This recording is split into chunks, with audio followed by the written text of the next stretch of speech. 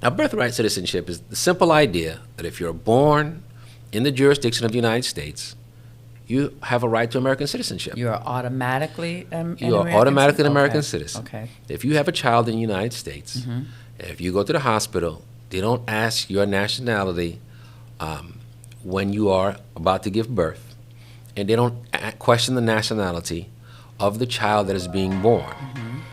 Let's go.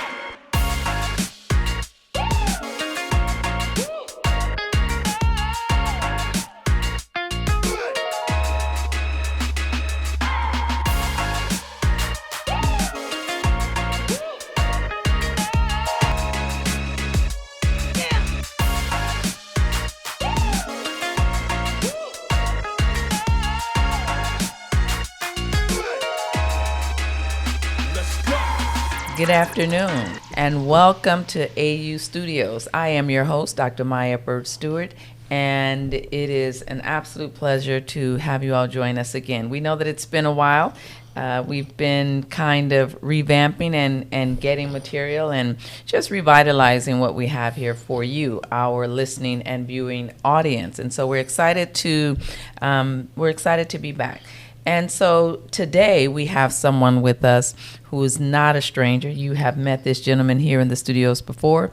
He is an immigration lawyer, business and immigration lawyer, one of the best, if I may say so myself. And so in the past, Ralph Kenol has come and talked to us about immigration and some of the challenges and, just some of the, I guess, the pros and cons of immigration under, I think this was the Biden administration the last time we talked. And so we know that things have changed markedly within the last 3 days. And so Mr. Kenol is here again today to talk to us about immigration under the Trump administration. And so we don't want, for our listeners or our viewers, we don't want to make you nervous. It's not a political session. It's more informational. And so we'll share, Mr. Kenol will share with us kind of some of the things we can expect, really give us the definition on some of the things that are happening now. And so without further ado, I'd like to introduce my good friend, Ralph Kenol. Ralph? Well, first of all, thank you so much for having me. Absolutely. And thank you. It's great to have the opportunity to speak to the community out here and share what's happening. What's happening? What I got to tell you is there's this phrase that's been in the media the last couple of days, and that phrase is shock and awe. Wow. And I got to say, if you were looking for that, this president did not disappoint. Okay. Do you want to start with some questions first? Or? Well, so let's do this. We'll kind of just let you give an overview of the last 3 days. So, the administration, there was a change in administration, and so there were, signing of some bills. And when you say shock and awe, I think I was just sharing with you, I've been reading about, the refugee coverage and, TPS, immigration, so to say. So, I'll just kind of let you just jump in there. The immigration process and the immigration structure has been something that has been rife with complications and complexity. It's been something that we've been trying to deal with for the last 30 years, trying to figure out what kind of immigration policy and programs should we have. And these are long, labored debates. No one really expected a change to happen overnight. Mm-hmm. There's always been a request for certain changes to happen, but things just kind of moved and trudged along. And I've been practicing in immigration this will be my 25th year. Okay, wow, and the only year that I can compare to what we're dealing with this year was September 11th, 2001. Because on September 11th, that shock, the moment of that attack, caused some really radical policies to be implemented immediately, and there were security concerns. But the idea at that time, and it was debated, but at least the stated presentation was, we've got a security concern, we've got to do something about it, and we've got to do something and take immediate measures. This time is a little bit different, because although there have been statements to that effect in the last year or so, there's been a lot of sensationalist things, criminal actions of a gang that came from Venezuela, and they were in the media for a while. There was the horrible assault and murder of a woman by the name of Laken Riley. And these sensationalist stories did create a fervor in the community. But there was also a sense this year of a grievance. Okay. And there were many people across the political spectrum, which has to be acknowledged, that sort of felt that the system was being gamed. Because what we saw for the last couple of years were lines of people at the southern border that seemed to be coming in with no rhyme or reason. And oftentimes, the story would be juxtaposed with a person who applied for their visa, their student visa, or a person who applied for their relative and had been waiting in the line for years and years. And you'd see stories on the news of people saying, hey, I've been waiting for my visa for 5 years, 10 years. Or, hey, I'm an engineer and I want to get this visa, but there's only a few available. But then there are people that are just coming across the border. Well, this president did something that many of us in the practice in the immigration world knew would come, but we didn't really believe it. He began his administration with some of the most radical changes to immigration policy that this country has seen since the establishment of immigration in this country. Wow. And one of the first things that he decided to do was challenge something that, shocking is the right word, that is fundamental to the concept, to the identity of the United States of America. He said that he wanted to end something called birthright citizenship. Now, birthright citizenship is the simple idea that if you're born in the jurisdiction of the United States, you have a right to American citizenship. You are automatically an You are American automatically an citizen? American Okay. citizen. Okay. If you have a child in the United States, if you go to the hospital, they don't ask your nationality when you are about to give birth, and they don't question the nationality of the child that is being born, except for one occasion, and that is for diplomats. Okay. Because diplomats are not under the jurisdiction of the United States. There's something called diplomatic immunity. If you go into a foreign embassy, you are on foreign soil. You are subject to the laws of that country. Even here in the United States, if you were to go into a diplomatic office, that is considered on foreign soil. So if I go to Brickell into the Moroccan, diplomatic office, I would be considered to be on foreign soil, That's even correct. though it's here in Brickell. That is correct. Got it. And Wow. once you enter the confines, the confined area, you could be found to break the laws of that country.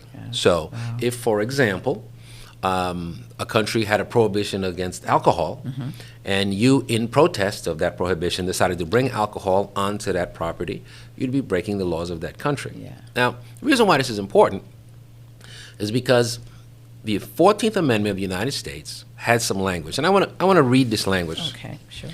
Language says, all persons born or naturalized in the United States and subject to the jurisdiction thereof are citizens of the United States and of the state wherein they reside.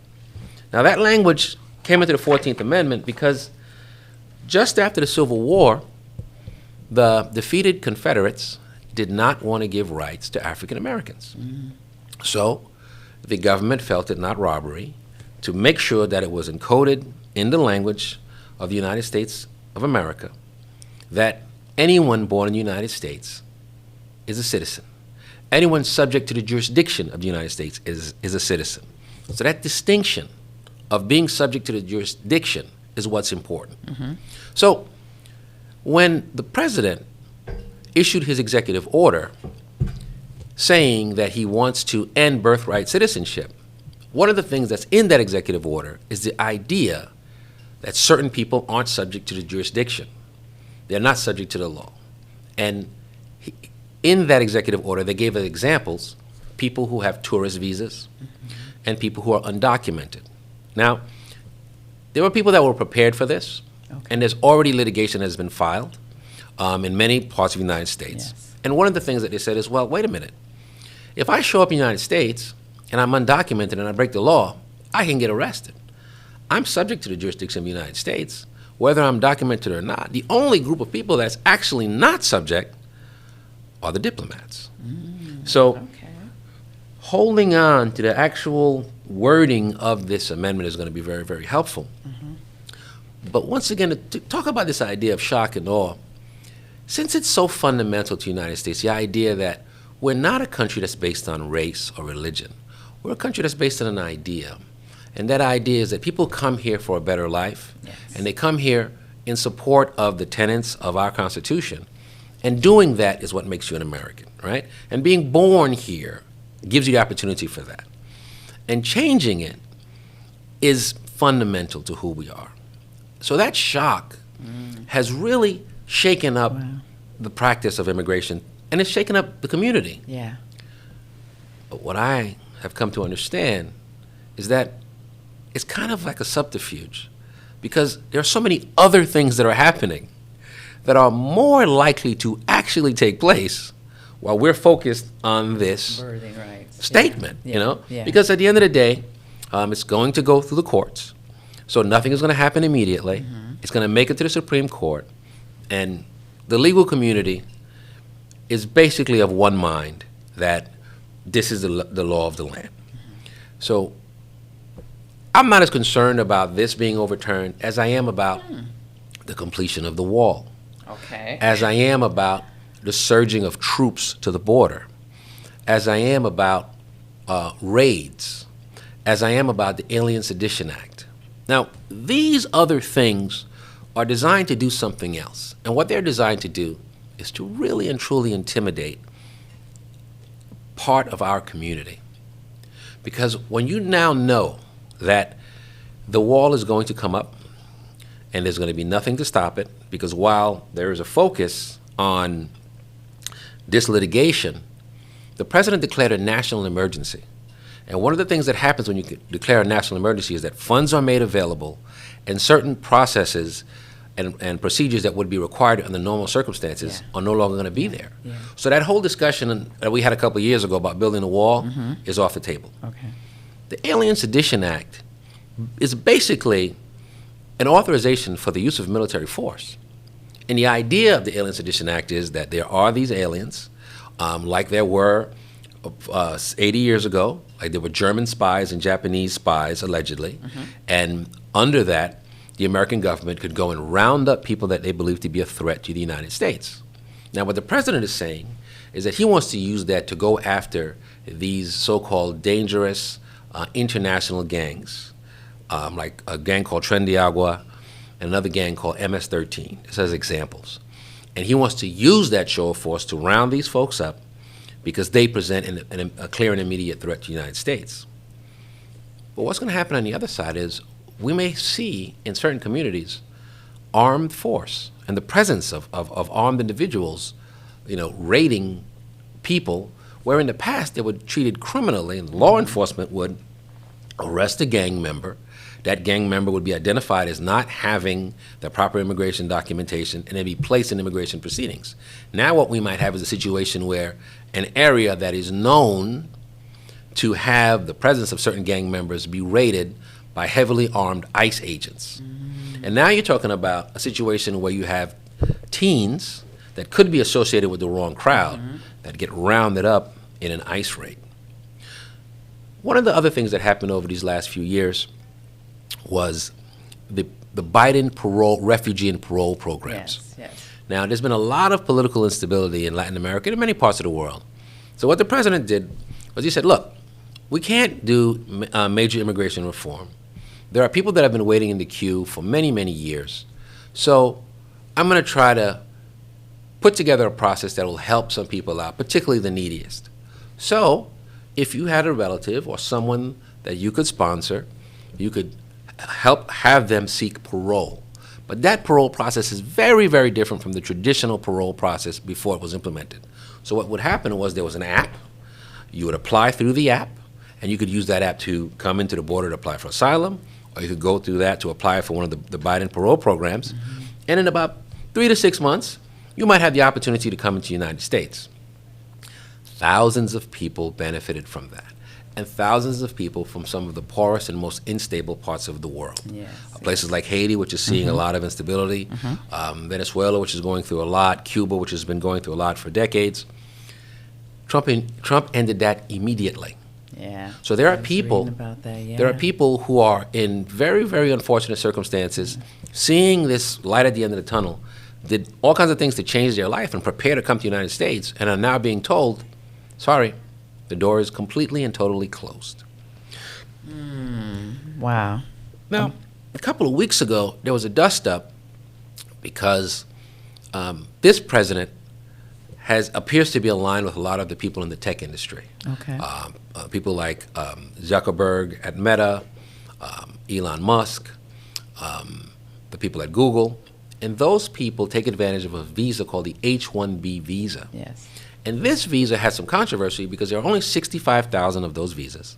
The vast majority of the people who benefit from those visas are the tech companies and many people from places like India and Taiwan and China. Okay. But the thing is, those visas run out fast. And because there's a pipeline of those visas, in another part of the economy, there are people that are saying these visas aren't really benefiting Americans. They're not creating the opportunity for American people to get into this industry. One discussion was, well, wait a minute. Why do we need to go to India to recruit people through these visas? If this is such a need and this is such a burgeoning industry, why not maybe create programs in schools like HBCUs and recruit Americans into the program? The reason why I share that is because sometimes people see immigration and they'll see there's one side that's pro and another side that's against. But immigration has implications throughout our society, and different people are reacting to it in different ways. And what we've all wanted, I think, is to find a solution that works for everyone and to have a reasoned discussion on getting to that. And what happened in the past few years was there was an effort that some view as sort of a caring approach, not a problem-solving approach, but the kind of idea that we just want to help. And there was an element of society that thought that that was exploitative of the Americans. Okay. But now there's a sense of almost cruelty being the point, where the policies that are coming forth are coming so quick and so harsh that those people who are taking advantage of the opportunity are going to be hit very, very hard. Now, from one seat, the perspectives might be, well, the people that were taking advantage of our open borders aren't going to be able to do that anymore, so it's their just desserts. But it's hard to say that to someone who traveled across 3 or 4 countries escaping political instability with a young child and view them as being exploitative. Now, where we are at this point is we're going to see a lot of litigation to challenge a lot of these changes, but we're going to see some programs that are going to be implemented, and we're going to have to prepare for that new reality. Okay. And one of those programs that's definitely going to be the case is going to be the end of the parole programs. It's going to be the end of the asylum process as we know it. And there are going to be far more stringent requirements. So the rumor mill that exists in many immigrant communities is going to become something that we have to deal with, and we have to deal with very critically. Because one of the things that this president did, but that Trump did in the last administration, was he was far more stringent with the applications. So you'd apply for a spouse, and you would miss a sentence, and he would reject the application for that, right? They wanted the T's crossed and the I's dotted. The fees have gone up. The fees will probably go up again. So it's going to be very, very important as we navigate through this to have as much information as possible and to go to sources that are going to give good information, because we don't want people to lose, the potential benefits that they have. Now, the H-1B1, that H-1 visa, is that connected to EB-5? Well, the EB-5 visa is an investor visa, Right. right? So, it's often the case that those that have get more, and those that don't get less. The investor visa may go up in the cost, but this is a visa where people are investing upwards of $1 million So folks that are in that position are going to have more issues to navigate, but for them it'll be like a change to the tax code. And Probably, high yeah. net worth individuals have attorneys and accountants that understand that every couple of years there have to be some changes, but their lives aren't going to change that much, right? The H-1B folks are going to have a different experience. That's the tourist. So the H1 The H1 is visa- not connected then to EB-5. The Okay. H-1B visa is essentially the engineer visa. And Okay. let's try to expand on what that means. You get a college degree from a country, and you have a college degree in an area where there's need. Yes. Right? This is not the visa for the CEO. This is not the visa for the star athlete. This is the visa for the college graduate in a field that's looking for people. Niche. Yes. A niche market. A fairly niche market, right? Fair, yeah. The last few years, it's been designated for people in the computer, the tech, the engineering industry. These are mid-market individuals. We're talking about a salary range that is, $80,000 to $120,000. These are people that are entering their profession. Now, the Americans that are graduating from college feel that so many of these people have come in, they've dampened the market because the wages that could be gotten if there weren't as many H-1B visas might go higher. And then think about the H-1B visa is when you get a job with an H-1B visa, you have to stay with that company unless you go through a particular process to transfer your visa. Yeah. So those employees have less bargaining power than the American. Yes. Because what will happen is you're here on a visa, you're 24, you're 25 years old, maybe you have a spouse, maybe you have a young child. The last thing you want to do is lose the visa and be forced to go back to your native country, or lose the visa and not be able to complete the process, because those who have the H-1B visa can often apply to become permanent residents after a certain period of time. So the bargaining power is uneven. So there was discussion, and I wanted to make sure I got back to that, so thank you for bringing that up. So part of the discussion about the H-1B visa was there were some in the community around President Trump, like Elon Musk, who are very, very supportive of the H-1B visa, and there are others in the political space of the president that are very, very opposed. There are those that are truly, truly considered to be America first, and there are those who are about economic development and figuring out the best way to be economically efficient. Yeah. Hence the immigration discussion, right? So part of our hope is that we can get to a point where we begin to have the discussion again, which is what we've all wanted since that panic in September 11th. But I fear that we're going to be at least a few months away from that. Okay. And what I'm really worried about is what happens from now to that point where things calm down and we can begin a reasonable discussion. I don't want people to miss what else is coming down the road. Gotcha. So, birthers, immigration, dreamers. Well, the DREAM Act. And let me say this, because I bring that up because we know that this administration, particularly this president, has talked about, or there's been rumblings about doing away with DOE, right, the Department of Education. And so, it's it'd be really interesting to know the connection, right, to get the connection. So if he's looking to do away with Department of Education, and then you've got immigrants here that are looking to continue to fulfill their dream of getting educated, but there are policies that are kind of damning that, what's next? Well, this president's plan appears to be to go in, turn everything upside down, find out, does it still work with the things that broke, with being broken?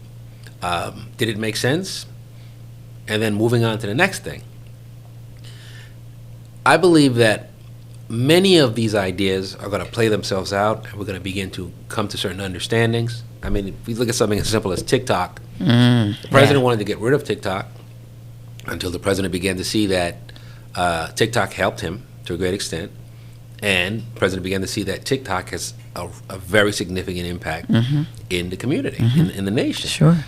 It is literally no small thing to come to the realization that the president's 18-year-old son had an impact on this particular election that's probably going to be in the history books. Because a lot of the president's appearances in social media were on the advice of his 18-year-old son. And part of that was because his son understood how significant TikTok was. Now, how does this relate to immigration? When you think about something like the DREAM Act, or the H-1B visas, or the investor visas, or the migrant workers, once the president achieves his goal and sees the impact of his goal, it may force reconsideration. You know, when you think about the DREAM Act, you're talking about hundreds of thousands of people who have been in this country since they were, some of them, toddlers. And one of the questions is going to be, well, what is it that you intend to do with them?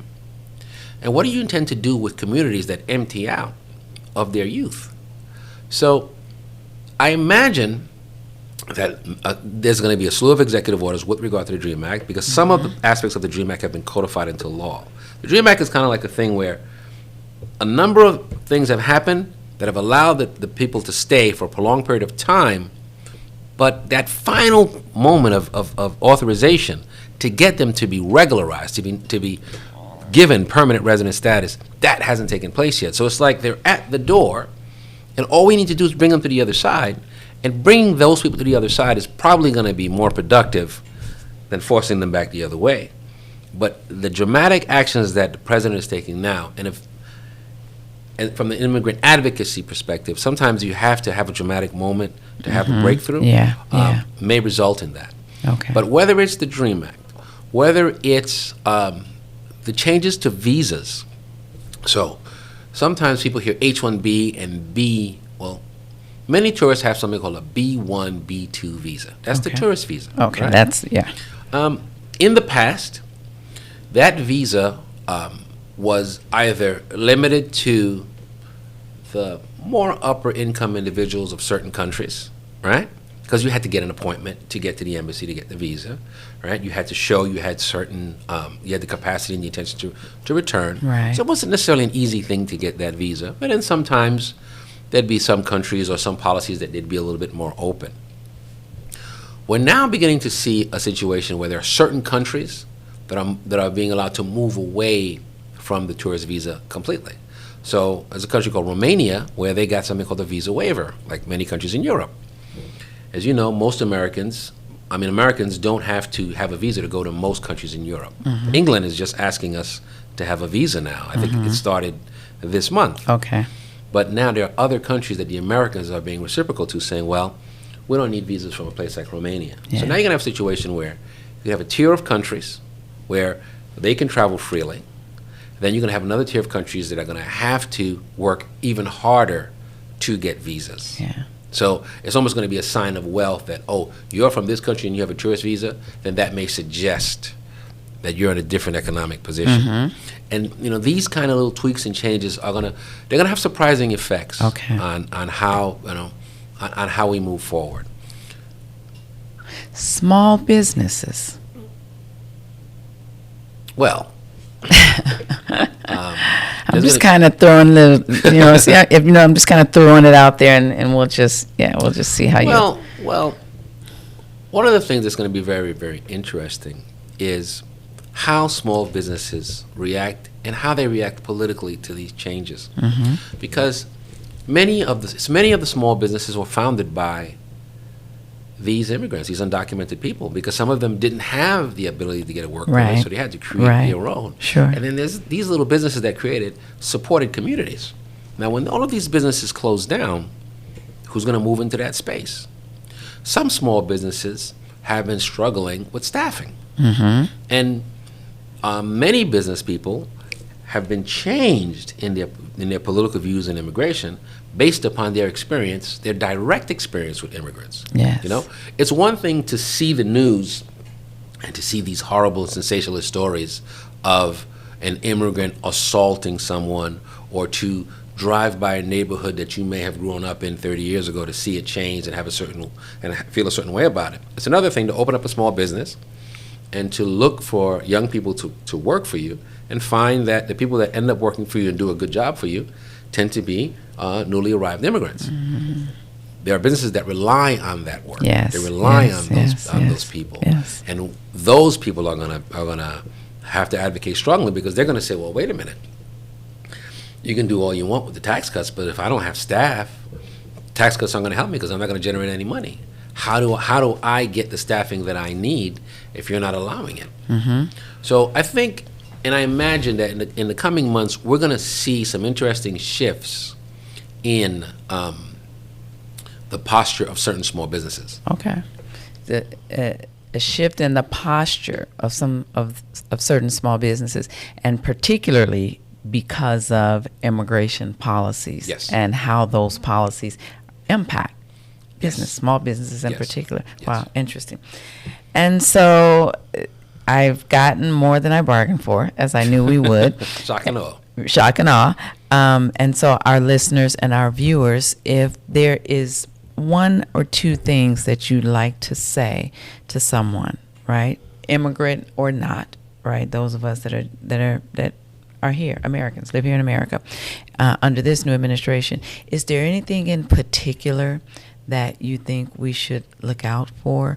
One of the key things that stands out to me is refugee, the parole, TPS, those policies, which will go away. And it means that people that live in hostile countries or poor countries or countries where there's uprising won't be able to come here to the United States. Well, that accomplishes the mission of our president. However, what it does for, I guess, those countries, right? The impacts to those countries in terms of how they will probably never get better, or the ability to bring about peace or calmness just gets further and further away when you take away those kinds of programs. There's an individual who said that United States, America, was the last great hope for mankind. And I carry those words with me, and I think of this. There is not an American who doesn't have someone in their background who didn't speak the way that you speak today. Mm-hmm. Even if you're an Englishman, your ancestors didn't sound American. Mm-hmm. We are American because we are immigrants. All of us. Wow. And if we start from that as our conversation, Yeah. finding a solution to this that will work, that's not going to be a pendulum shift to, oh my God, they're being so cruel to all of these poor, innocent children, or why are all of these people who refuse to speak English here causing all this ruckus?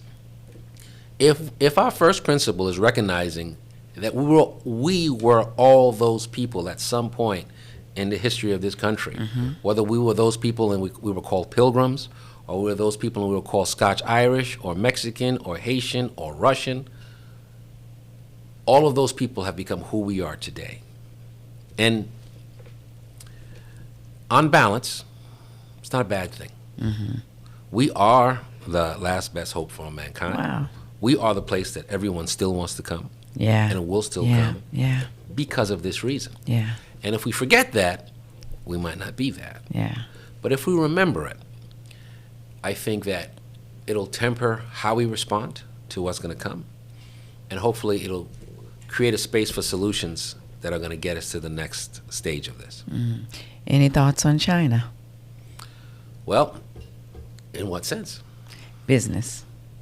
Well, the Chinese have the manpower, they have the wealth, they have the determination, but They also have a very contentious relationship with this particular president, right, stemming from his first go-round. And so while all that you say there is true, I think we probably want to get real about what potentially lies ahead as it relates to China, because I think his attitude has not shifted much in terms of not so much being, I guess, in terms of being antagonistic, towards China. I think that there is the potential for conflict. Mm-hmm. I think we have a president that is contentious. Mm-hmm. But I think that cruelty, the cruelty being the point when it comes to immigration, we also have a president that is almost completely focused on making deals and taking advantage. I don't know that, and I hope that I'm not wrong, that this is a military expansionist president. President Trump is talking about taking Greenland and Panama, but he's not talking about the Taiwan Straits. He's not talking about engaging Russia in the Ukraine. He doesn't seem to be prepared to put us in a place where, the outcome isn't guaranteed. Okay. Militarily. Okay. I think that this president is angling in any way he can to try to win the competition with China. 30 years ago, the saber rattling that you hear from the president, he used essentially the same words against Japan because he was saying that Japan was taking advantage of us. But when we're talking about China, outside of the military space, we're talking about a country that owns $2 trillion of our debt. We're talking about a country where if they considered that debt was not valueless, our economy would collapse. Yeah. And then we'd be in dire straits. Yeah. But I want to bring China back to my earlier point about immigration. China's aggressive, they've got money, Yes. they've got the determination, but they can't possibly have the innovation that we have because they don't have the people. Our ideas They don't have the people, 1 billion plus.